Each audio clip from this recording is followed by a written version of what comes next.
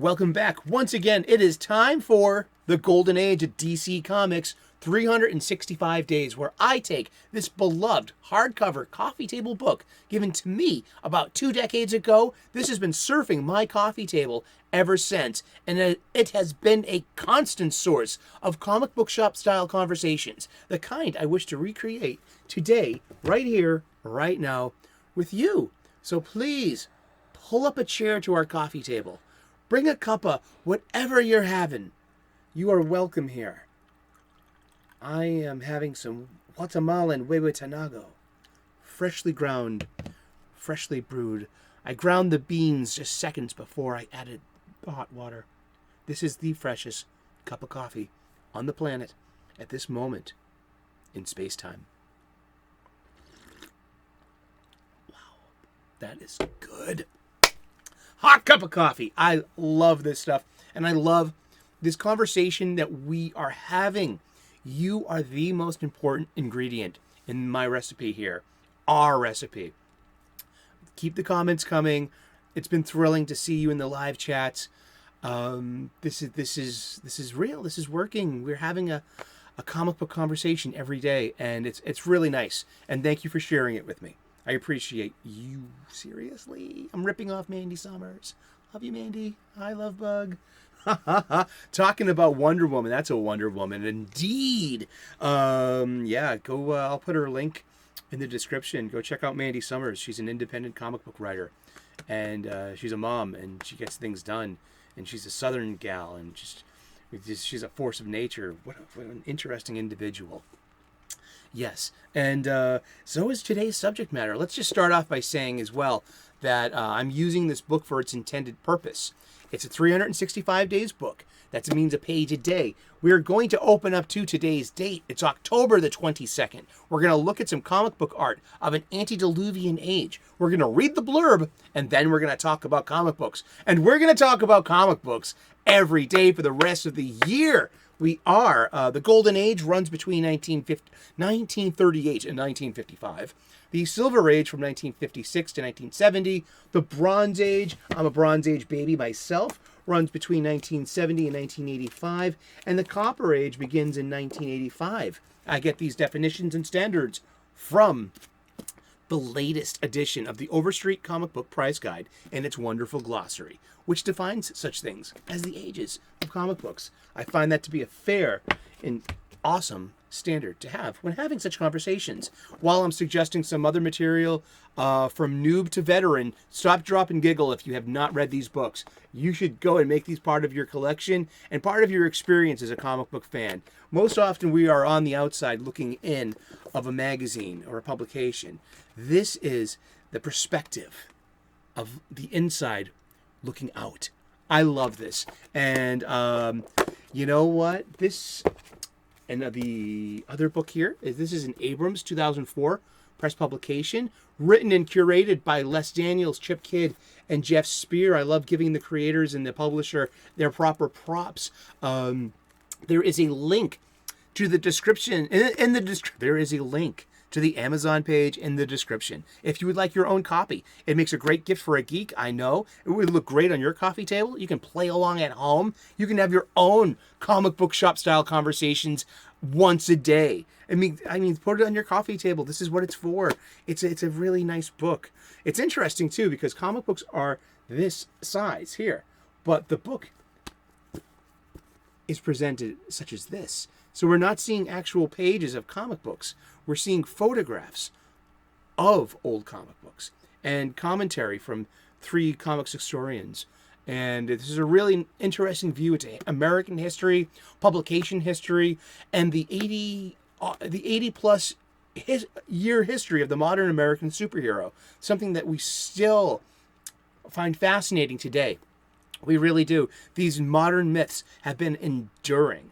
This modern pantheon of gods endowed with physical physical peak, the peak of physicality, the peak of intellect, the peak of health, the peak of of having a point, coming from a well stocked and a well earned position, or even so like Batman. I'm just thinking like he's all the resources he has, or even Superman, the resources of his power, but also his upbringing was probably his greatest resource was Ma and Pa Kent, and the way he was raised.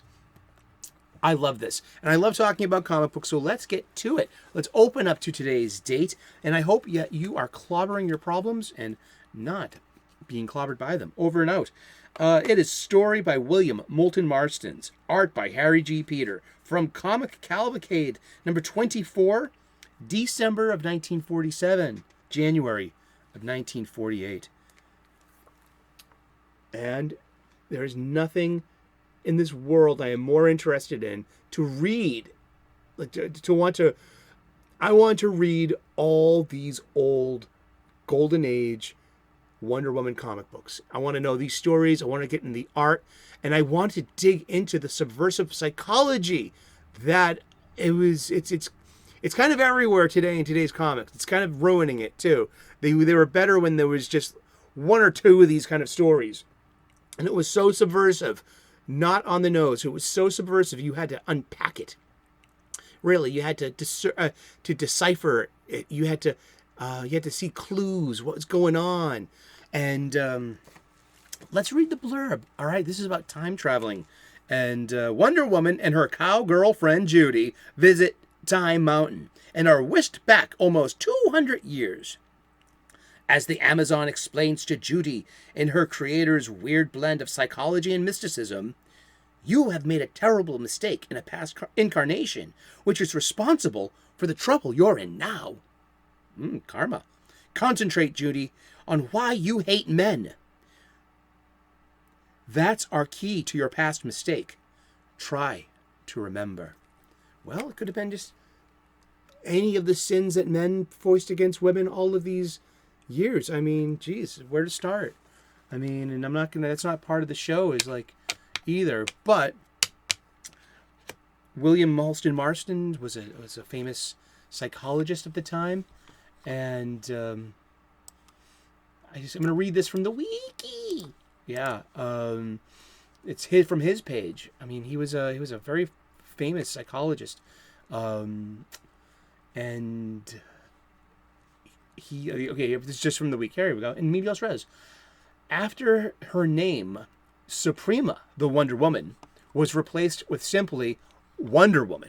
I didn't know that. This is why I like this show and doing this show. I learned so much about my beloved genre, this niche of geekdom. It's not for everyone. It really, it takes.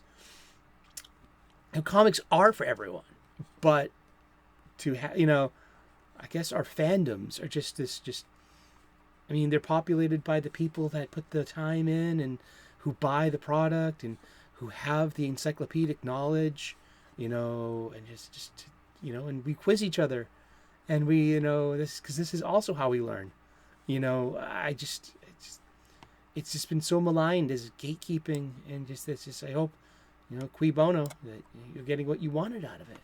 But after her name, Suprema, the Wonder Woman, was replaced with simply Wonder Woman, which was a popular term at the time that described women who were exceptionally gifted, the character made her debut in All-Star Comics number 8, December of 1941. Wonder Woman next appeared in Sensation Comics number 1, January of 1942, and 6 months later, Wonder Woman number 1 debuted. Except for 4 months in 1986, the series has been in print ever since. That's awesome. 80 years. That's 80 years. I hope there's an anniversary for Diana with that. 80 years of Wonder Woman stories. I don't know. Maybe they're doing something with Hippolyta and Yaraflor and Nubia and just and having a celebration, and maybe there's an 80th anniversary celebration of Wonder Woman out there. I'll look that up, but not right now. The stories were initially written by Marstons and illustrated by newspaper artist Harry Peter. Now this is the point of it. During his life, William Moulton Marston had written many articles and books on various psychological topics. All right, and he helped invent the lie detector, the polygraph, and also disc theory. It's about, dominance and submission, and about consent and permissions, and it's its own subject. We've covered it before. You feel free to watch old episodes. They might thrill you. And they might keep you company as well, too. And we can continue to have these conversations. You can make up, on old conversations. Catch up. I try to make this an evergreen station. So maybe this will always be fresh content. That's why Bob Ross is a big influence on me. 29 years of the joy of painting. They're evergreen to this day. All of those episodes, in my humble opinion. During his life, Marston had written many articles, but his last 6 years of writing were devoted to his comics creation. William Moulton Marston died of cancer on May 2nd, 1947, in Rye, 7 days before his 54th birthday. And his wife and their lover continued to live together until Olive's death in 1990 at the age of 86, and Elizabeth, his legal wife, died in 1993 at the age of 100. They had an unconventional relationship in the 30s and 40s, and they were all academics, and they were all brilliant people. And Olive was visually, I guess, the inspiration for Diana, especially her and her heavy bronze bracelets, because they were worn. Olive Byrne wore these, heavy bronze bracelets. So that's where Moulton Marston's got his inspiration, through a literal muse, a love. Isn't that nice?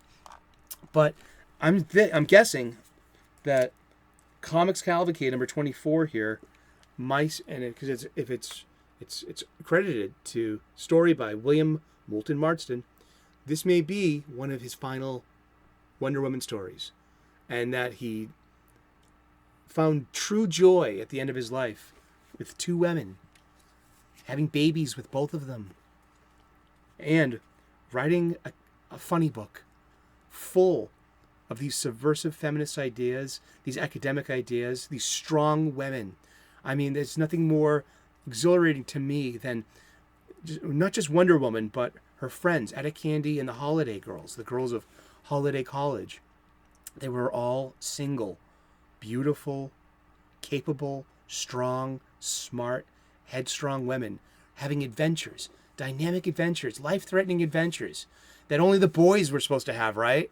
But guess what? They had a protector. So they had a way to live safely through these, real tension-building drama and peril. And they always had, their savior in Wonder Woman. It was great. They had a protector. And so they had the safe space of their own sorority house, that, nothing bad would happen to them. Isn't that a great thing? I think that it's wonderful. Like I said, it's there to unpack. Nothing's too on the nose. Nothing's being explained to you. It's there for you. And that is what makes it enriching. And then it's why I want to go and get the Omnibuy. I'm not really...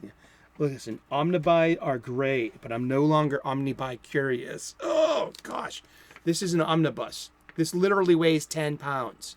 I can't read this on the subway. I can't read this at the pub. And I can't read this at night going to bed. So I think I'm going to pick up just like those nice Golden Age collections. There's got to be a bunch of them out there.